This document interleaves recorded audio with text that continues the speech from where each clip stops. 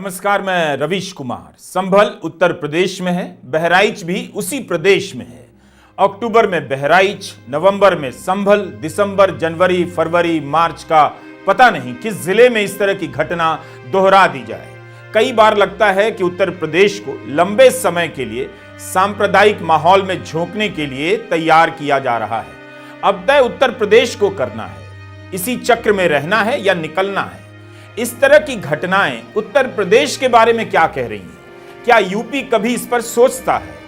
हमारे सामने भी कम चुनौती नहीं है। हर घटना मन पर गहरा बोझ डालती है।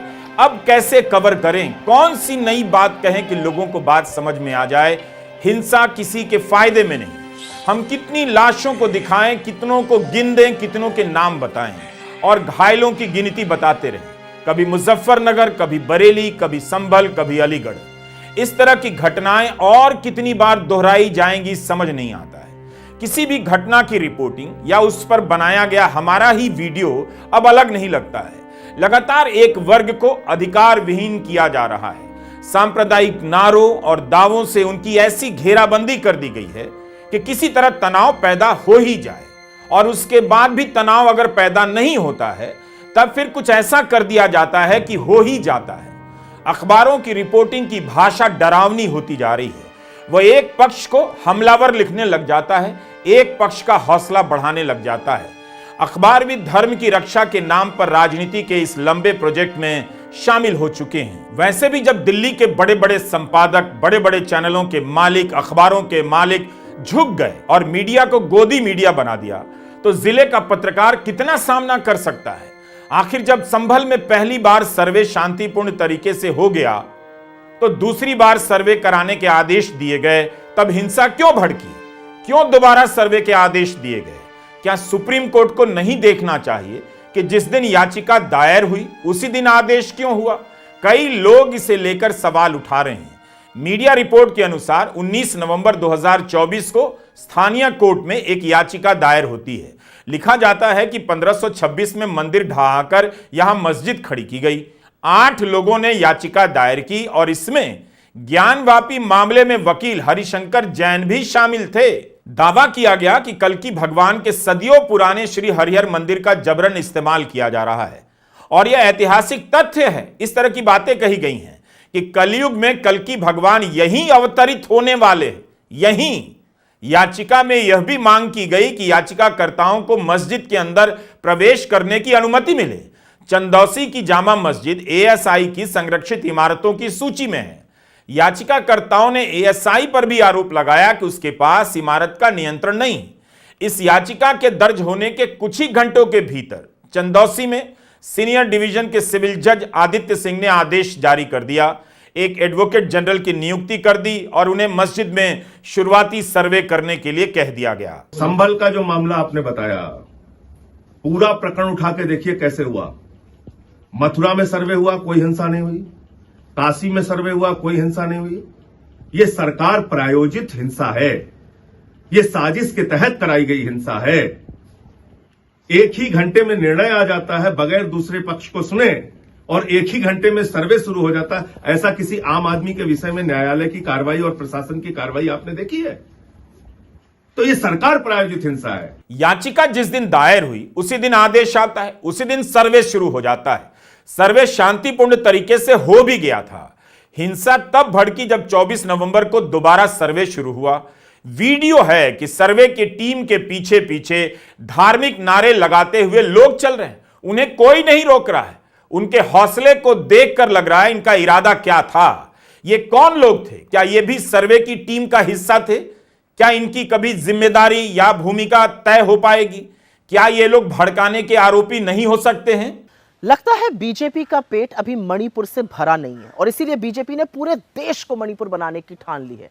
उत्तर प्रदेश के संभल में हुआ विवाद और उसके बाद की हिंसा में 4 लोगों की मौत योगी आदित्यनाथ की सरकार, उनके प्रशासन, उनकी पुलिस की ही कामयाबी नहीं है, बल्कि मुसलमानों के खिलाफ उनकी नफरत का सीधा सीधा नतीजा है। जिस तरीके से खाकी वर्दी पहनने वाले चिल्ला चिल्ला कर कह रहे हैं गोली चलावे, जिस तरीके से सर्वे करने वालों के साथ नारेबाजी करते हुए एक भीड़ चल रही है, ये सारी बातें इस ओर इशारा करती हैं कि षड्यंत्र के तहत पूरा मामला रचा गया है। एक पैटर्न है और ये एक सेट पैटर्न है जहां सुर्खियां बटोरने के लिए, टीवी पर आने के लिए कुछ लोग लोअर कोर्ट में अपील डालेंगे, फिर ऑर्डर आ जाएगा, मस्जिदें खोदी जाएंगी, बवाल होगा और बीजेपी अपनी राजनीतिक रोटियां सेकेगी। लेकिन जिन लोगों की जान जाएगी उसका जिम्मेदार कौन है? याचिका दायर होने के तुरंत बाद सर्वे का आदेश जारी होता है। संभल में तनाव का माहौल बन जाता है। इसे लेकर कई लोग सवाल उठा रहे हैं।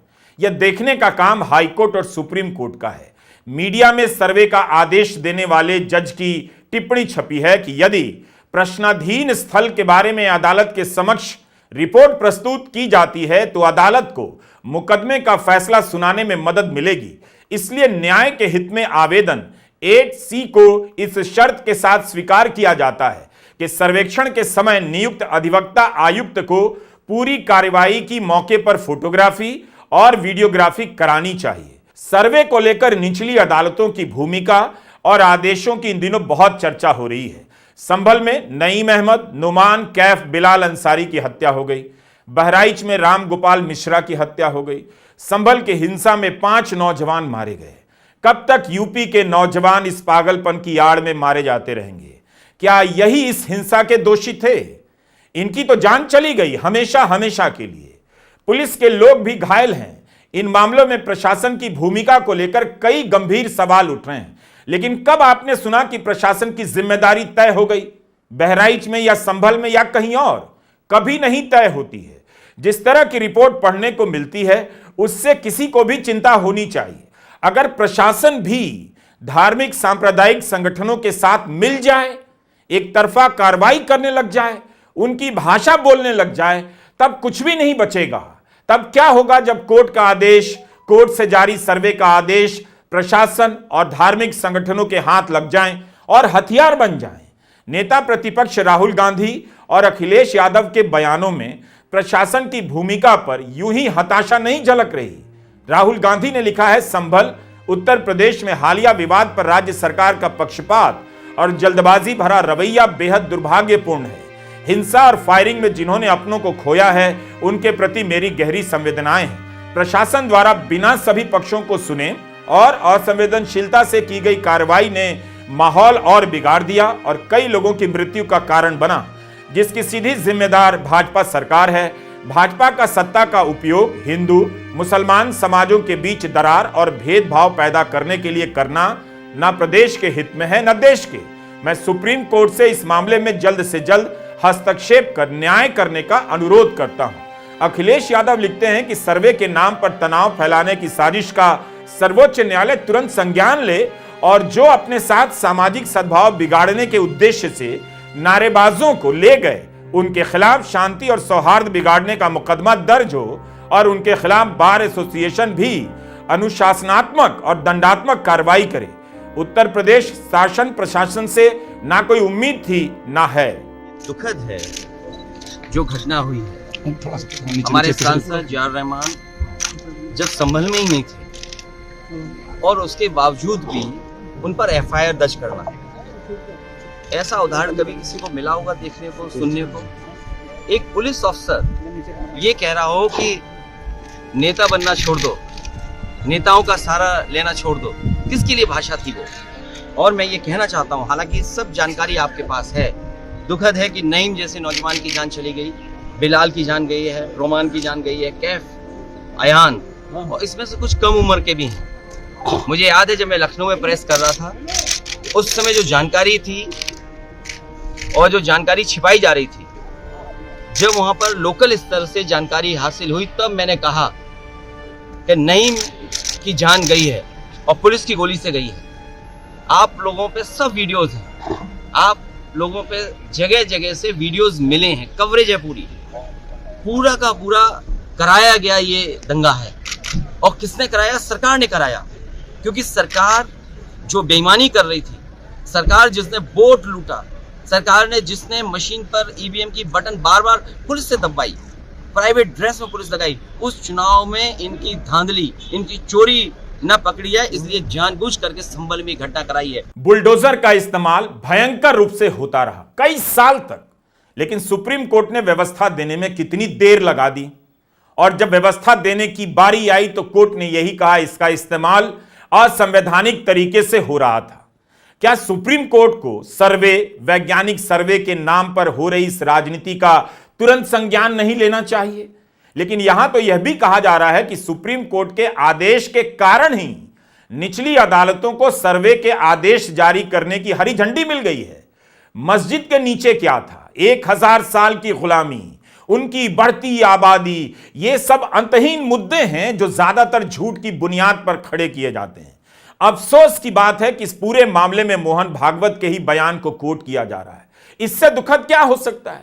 तो क्या यह सर्वे के आदेश पर दावा करने वाले, हंगामा करने वाले धार्मिक संगठनों को उनकी परवाह नहीं, या मोहन भागवत का बयान दिखावे के लिए दिया गया जिसका कोई मतलब नहीं? जून 2022 में उन्होंने एक कार्यक्रम में कह दिया, इतिहास वो है जिसे हम बदल नहीं सकते, इसे ना आज के हिंदुओं ने बनाया ना ही आज के मुसलमानों ने। यह उस समय घटा, हर मस्जिद में शिवलिंग क्यों देखना?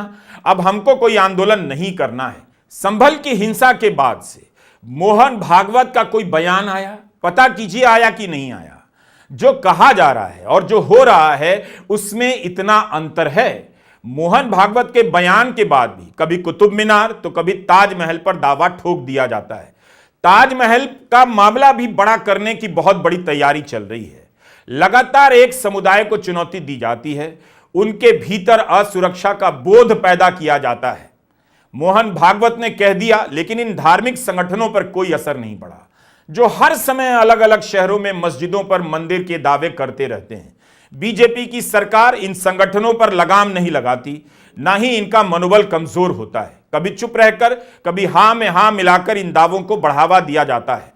मोहन भागवत के बयान के बाद भी आरएसएस का ही स्टैंड इन मुद्दों पर स्पष्ट नहीं है।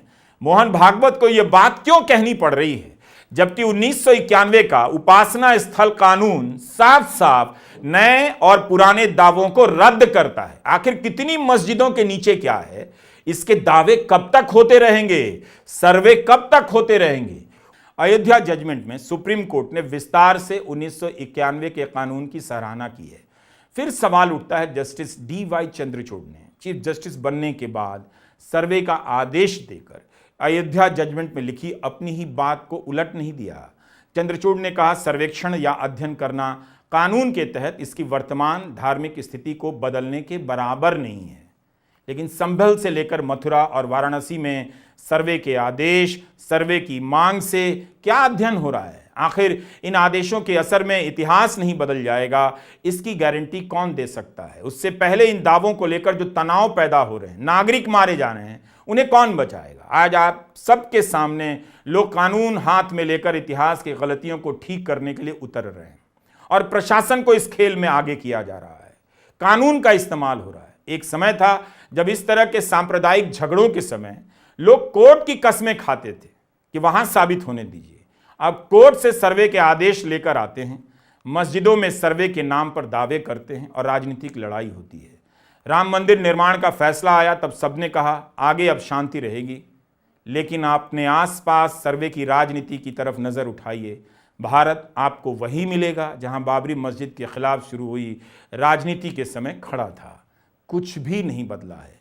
नमस्कार, मैं रवीश कुमार।